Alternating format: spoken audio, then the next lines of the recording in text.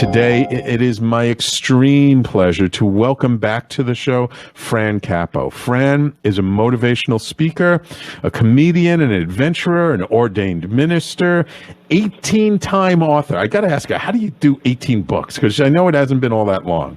She's been a spokesperson, a consultant, a 6-time world record holder, most known as the Guinness Book of World Records fastest talking woman.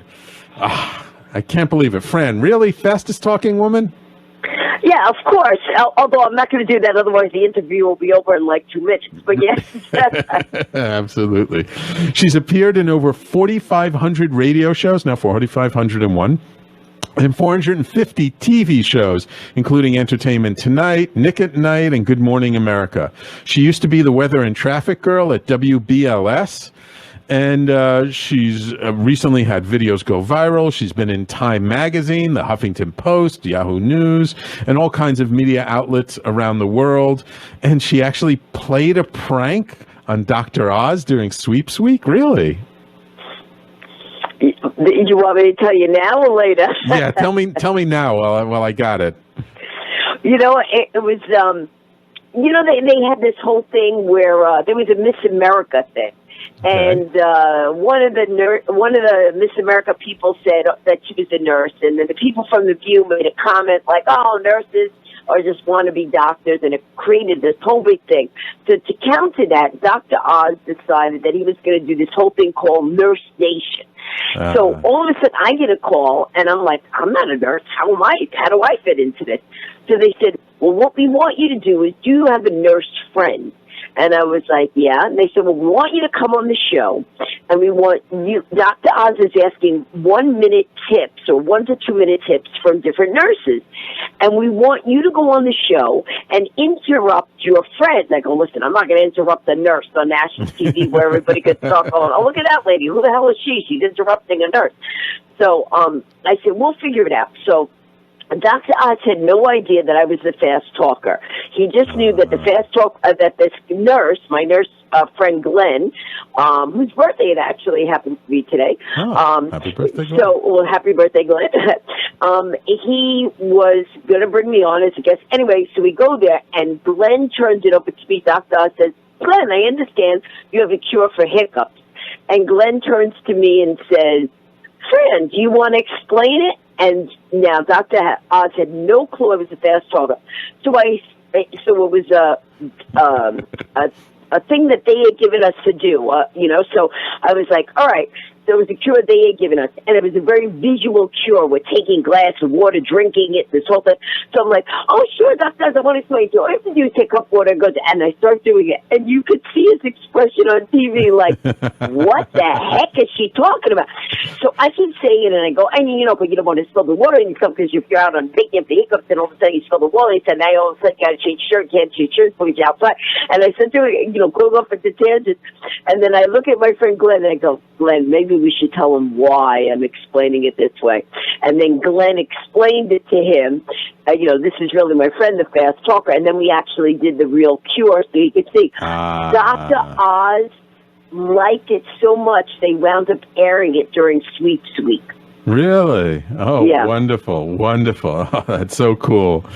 So besides being a fast talker, Fran is also an adventurer. She's bungee jumped, scuba dived with sharks, scaled castle walls. Which castle wall did you scale? In Australia. And not Australia. Let me take that back.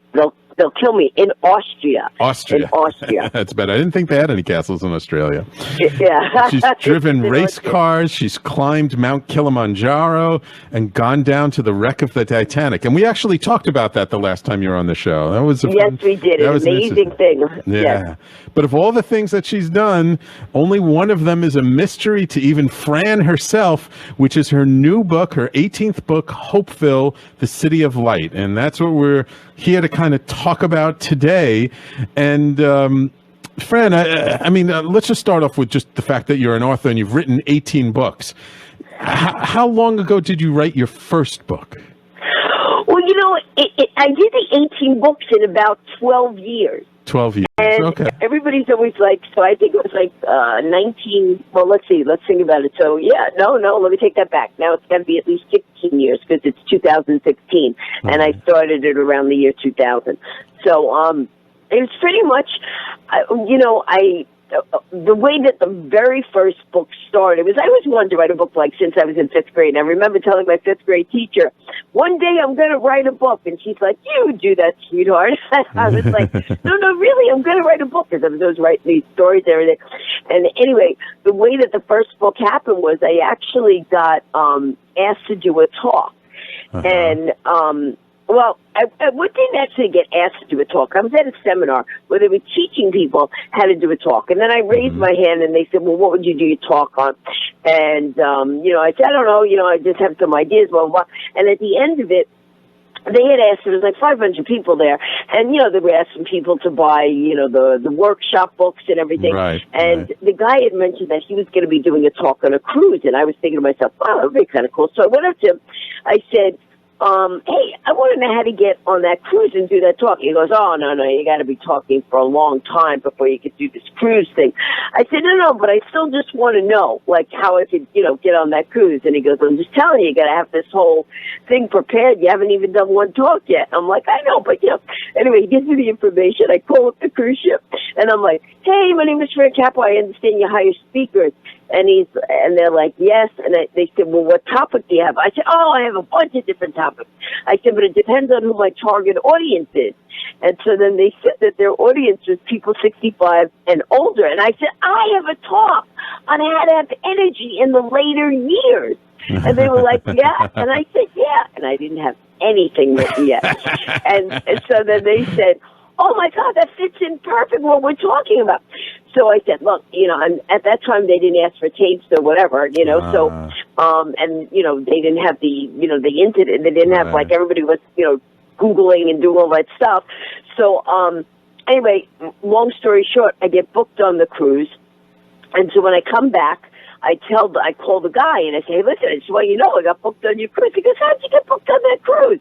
I said, well, I listened to some of the things you said in the workshop.